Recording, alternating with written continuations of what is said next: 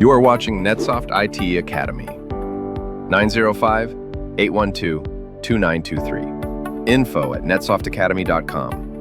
www.netsoftakademy.com. Congrats on making it to the end of this course. To summarize this course, we learned about the basics of Exchange Server and its roles.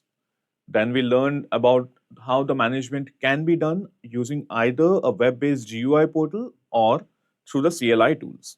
Then we understood the different options for managing mailboxes in general.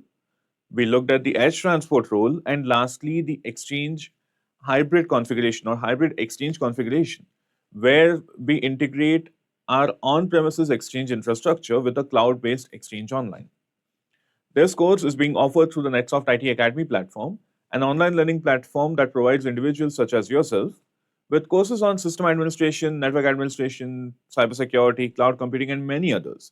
We keep adding new content every week, so stay tuned and keep learning.